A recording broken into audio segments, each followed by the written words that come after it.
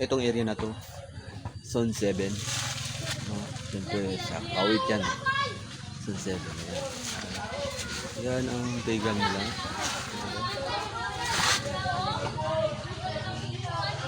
Kaya nandito ako kasi dinadala ko yung partner ko para mapagamot. Kasi ilang araw na siya nagsakit ng partner ko. Ito. Ito po yung bahay. Yung magaling na papagamot.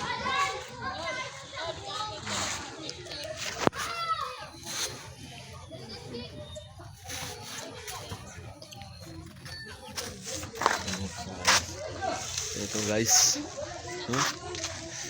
So pag uwi ako ng bahay at diretso ko agad sa pupunta namin para mapagamot yung partner ko.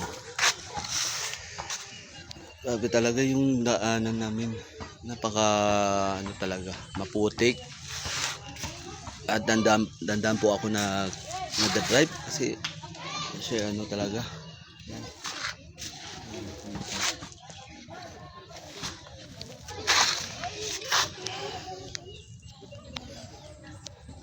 So, ngayon lang ako ulit nagpunta dito sa Zone 7 sa Kanipaan ito.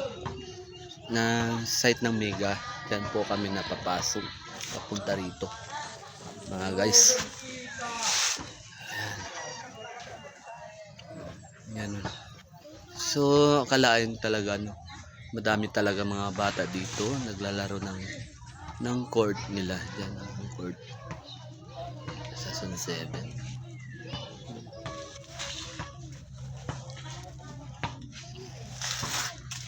Hintay ko pa yung yung isang partner ko matapos kasi dito lang muna ako sa labas.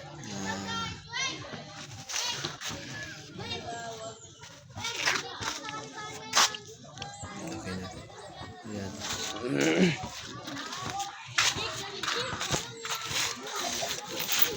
Try ko papasok.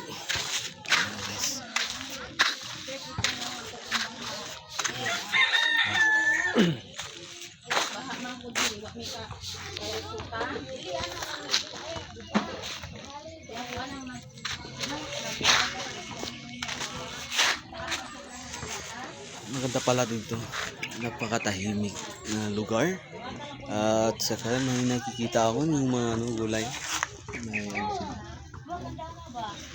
Ito yung puno ng kalamansi. Ayan. Kaso walang bunga. Siguro natapos na harvest.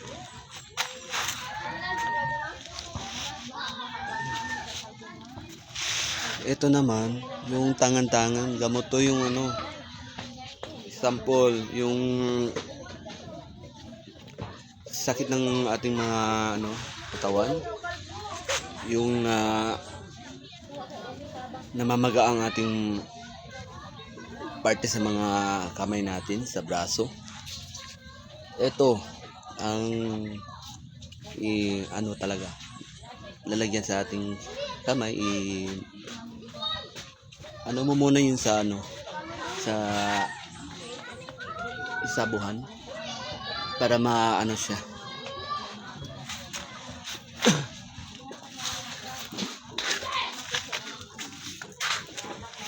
Ito po yung gilid niya guys. Ayan guys, maganda yung halaman. Ayan guys.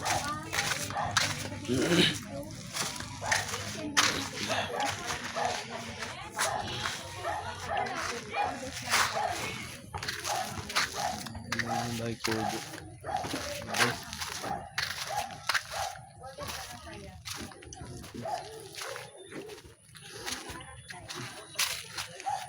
Ayan. Perting talaga yan, bakawan. At saka yung may bunga, yung makakain.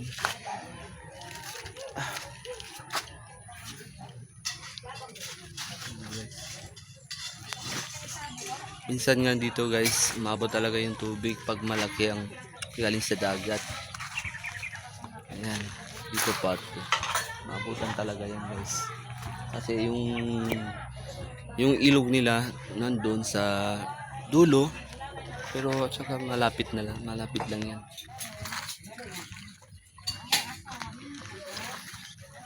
Yung bahay kubo nila guys. Ang cute.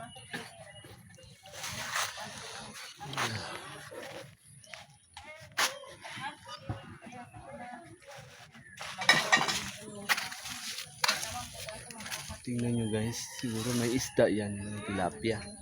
Yan, kasi gumagalaw, kanina pa yung gumagalaw ng tubig. Siguro malaki yung mga isda dyan. Tsaka yung mga ibon.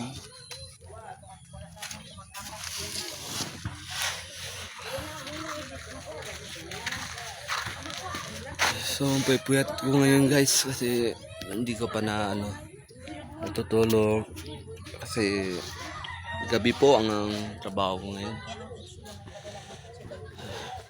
Yan, sobrang lungkot ko pala. Yan po sila guys. Yan ang partner ko guys. Kasi ilang araw na yung nagsakit guys. So ngayon ko lang na dinala dito sa Sun 7 para mapagaling siya. Malaman natin ngayon kung ano talaga yung sakit niya. Minsan hindi siya nakakain kasi walang lasa yung bibig niya. At pinipilit ko talaga yung kinakain sa kanya. Nabibili ako ng itlog, dalawa, para sa kanya lang yun, para may laman yung ano niya. Diyan.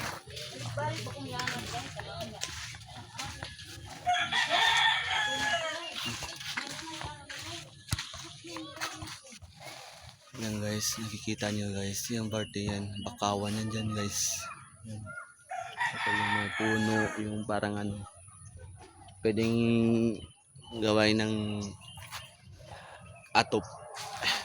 Yung tulad nito. Yan. So, hindi mo na ako tatagal guys. So, hanggang dito na lang po ang videos ko. Sa susunod na araw ay gagawa ako ulit ng video para makikita ko po yung lugar na kung saan ako napupunta. Ayan.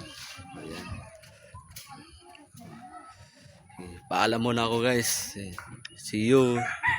Hello.